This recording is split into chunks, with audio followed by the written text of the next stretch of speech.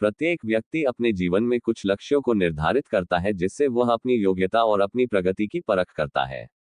यदि लक्ष्य हासिल नहीं होते हैं तो वह अपनी कमियों को देखता है, उसमें सुधार करता है। भगवान बुद्ध को जब ज्ञान की प्राप्ति हो गई तो फिर वे संसार को उस ज्ञान से आलोकित करने निकल पड़े। भगवान बुद्ध किसी गांव में जीवन के विभिन्न आयामों पर प्रतिदिन व्याख्यान देते। उनके प्रवचनों में जीवन का सार छिपा रहता। उनकी बातों को लोग बहुत ही गौर से सुनते थे।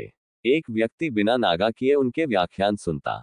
काफी समय बीत जाने के बाद भी उसने अपने अंदर कोई विशेष बदलाव नहीं पाया है। इससे परेशान होकर वह एक दिन बुद्ध के पास गया और बोला कि वह लंबे समय से एक अच्छा इंसान बनने के लिए उनके प्रवचनों को सुनता रहा है, लेकिन इससे उसे कोई विशेष लाभ नहीं हुआ।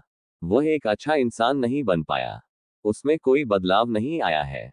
उसकी बातों को सुनकर बुद्ध मुस्कुराए। उन्होंने उसके सामने उसके गांव का नाम, वहां तक की दूरी, वह वहां कैसे जाता है, आदि जैसे प्रश्नों की झड़ी लगा दी। जब बुद्ध ने उससे कहा कि क्या वह यहां से बैठे बैठे अपने गांव पहुंच जाएगा, तो वह झुंझला गया। उसने कहा कि ऐसा तो बिल्कुल भी संभव नहीं। उसे वहां तक पहुंचने के लिए पैदल चलकर जाना ही होगा। इस पर भगवान बुद्ध ने कहा कि अब आपको अपने प्रश्न का उत्तर मिल गया होगा। यदि आपको अपने गांव का रास्ता पता है, लेकिन इस जानकारी को व्यवहार में लाए बिना वहां नहीं पहुंचा जा सकता है, उसी प्रकार यदि आपके पास ज्ञान है और आप इसको अपने जीवन में अमल में लाए बिना एक बढ़िया इंसान नहीं बन सकते। ज्ञान को अपने व्यवहार में लाना आवश्यक है। इसके लिए आपको दृढ़ निश्चय के साथ निरंतर प्रयास करना होगा।